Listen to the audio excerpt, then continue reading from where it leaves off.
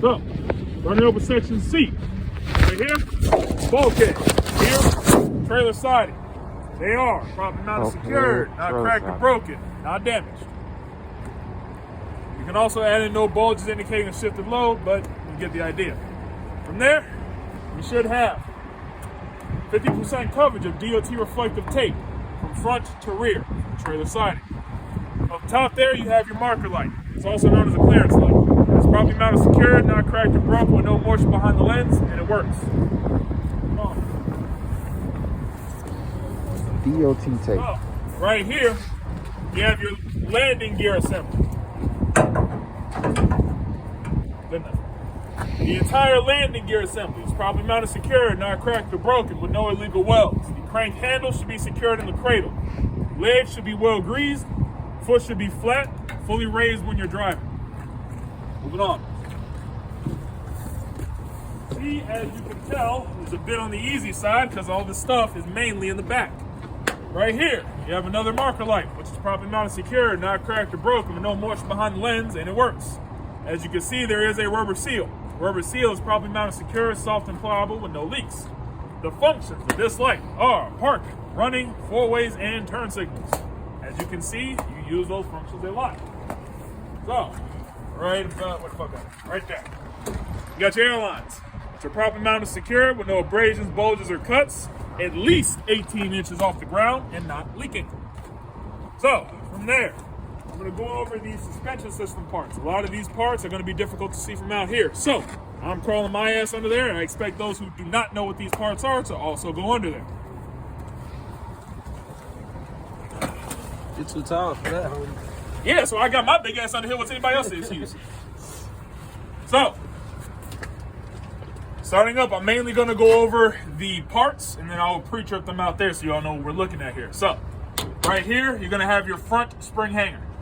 All right? Right underneath it, right here, is going to be the torque rod. All right?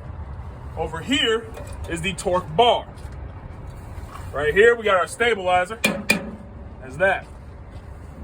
You also can see you have your leaf springs here. You can see you also have your U-bolts. You can also see the anchor plate as well. All right.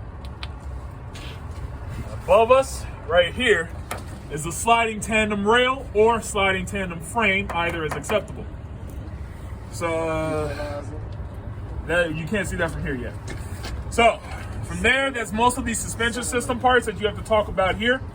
From there, you also have some of your braking system parts. Of course, you have the brake chamber here. You have your cycle adjuster and push rod, which are directly behind it. That's going to be very difficult to see from this angle. You also have your brake drum, which you can see there. And you get a real good view of the brake shoes and lining there. You good? What about that up there, This? Yeah. Not important.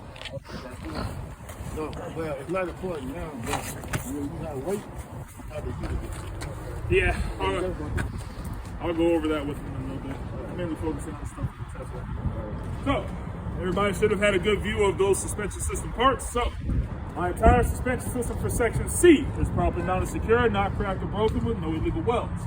Remember how I said it is different here for section C. There are only 3 blanket statements. So, after you go to the 3 blanket statements, all you gotta do is name some parts here. So you have your front spring hanger here. You have your torque rod, which is circular and adjustable. On the opposite side, you have the torque bar, square, non-adjustable. Of course, the stabilizer is in the middle. You have your leaf springs and the U-bolts.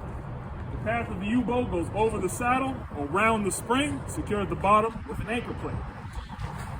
Here, you have your middle spring hanger, along with the equalizer. All right?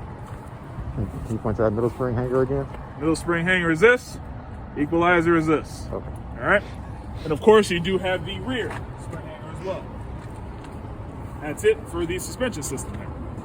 So of course, the braking system I have gone over in section A. We brushed over it a little bit on section B. I should not need to go over it again. It is pre-trip exactly the same. There are no